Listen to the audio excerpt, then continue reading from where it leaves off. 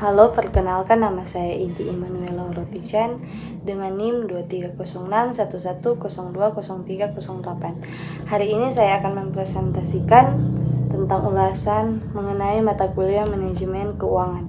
Buku ini ditulis oleh Hamdi Agustin, SE, MM, dan diterbitkan oleh UIR Press pada tahun 2006, dan buku ini memiliki 78 halaman. Dalam buku ini dijelaskan bahwa buku manajemen keuangan menjelaskan tentang prinsip dan teori-teori manajemen keuangan beserta contoh soal yang merupakan aplikasi dalam pengelolaan keuangan perusahaan. Manajemen keuangan merupakan salah satu bagian aktivitas yang saat ini mempunyai peran penting bagi perusahaan. Buku manajemen keuangan akan dibahas penggunaan modal jangka pendek, sehingga akan dibahas bagaimana pengelolaan modal jangka pendek tersebut secara efektif dan efisien.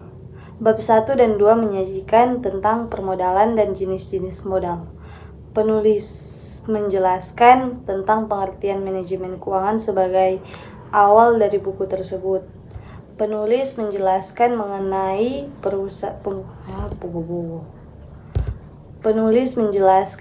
penggunaan modal, sumber modal, dan lain-lain. Di sini penulis menekankan pentingnya pemahaman tentang permodalan dan jenis modal dalam belajar manajemen keuangan. Penulis menjelaskan juga tentang modal asing atau hutang dan juga penggolongan dana, di mana ini sangat penting bagi pembaca untuk dapat mengetahui tentang jenis-jenis modal. Bab 3 dan 4 menyajikan tentang sumber-sumber penawaran modal dan manajemen modal. Ada kerja aku pakai titik. Bab 3 dan 4 menyajikan tentang sumber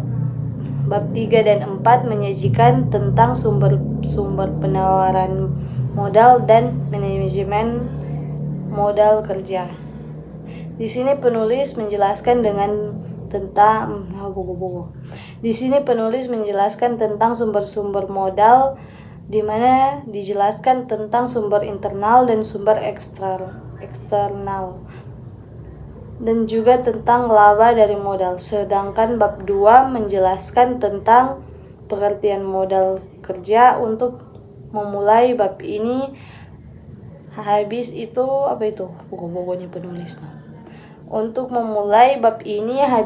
penulis membuat tentang perhitungan tentang modal kerja. Dalam bab inilah menjelaskan semua perhitungan secara detail.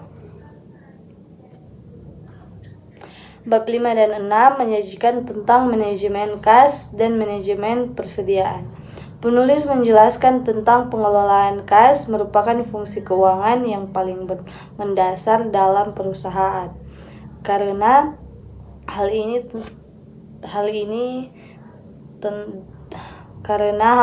tentang dengan perencanaan dan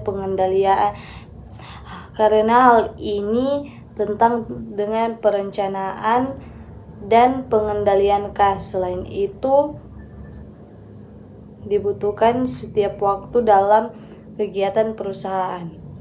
Sedangkan bab 6 menjelaskan tentang bagian dari perusahaan yang berfungsi untuk mengatur persediaan barang yang dimiliki, mulai dari cara memperoleh persediaan, penyimpanannya, sampai persediaan tersebut dimanfaatkan atau dikeluarkan. Bab 7 dan 8 menjanjikan tentang manajemen piutang dan analisis sumber dan penggunaan kas. Penulis menjelaskan pada umumnya orang akan senang menjual uang tunai pada kredit, tetapi tekanan persaingan memaksa hampir semua perusahaan untuk menawarkan penjualan kredit. Pada saat ini dikirimkan persediaan menjadi berkurang dan timbullah tagihan.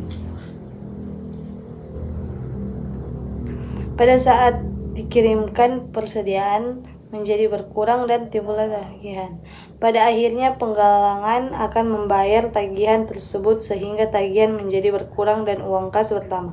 Sedangkan bab 8 menjelaskan tentang sifat laporan dan penggunaan kas, sumber kas, penggunaan kas, laporan sumber, dan penggunaan kas. Langkah-langkah dalam penyusunan laporan sumber-sumber dan penggunaan dana dalam aliran kas. Langkah-langkah dalam penyusunan laporan sumber-sumber dan penggunaan dana dalam aliran kas. Lebih panjang. Bab 9 dan 10 menyajikan tentang analisis sumber dan penggunaan modal kerja dan analisis laporan keuangan. Penulis menjelaskan tentang analisis laporan keuangan yang bertujuan untuk mendapatkan informasi tentang perubahan modal kerja perusahaan serta sebab-sebab perusahaan tersebut yang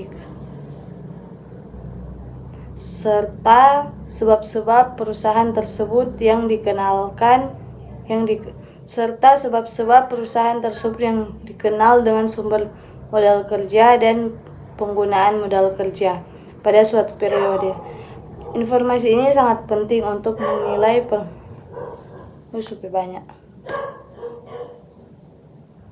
modal kerja. Modal kerja yang dimaksud adalah modal kerja bersih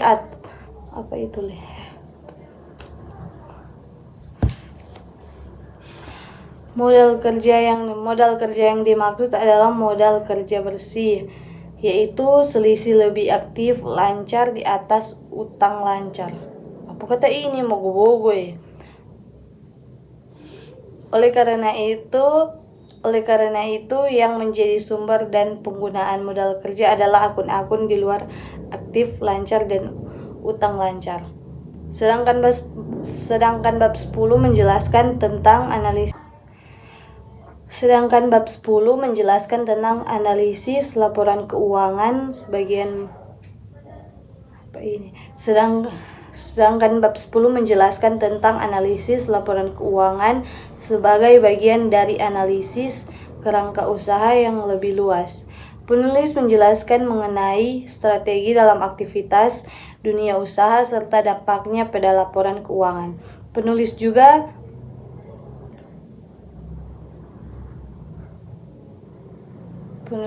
penting pemahaman akuntansi akrual dalam menganalisis dan relevansi yang dilakukannya.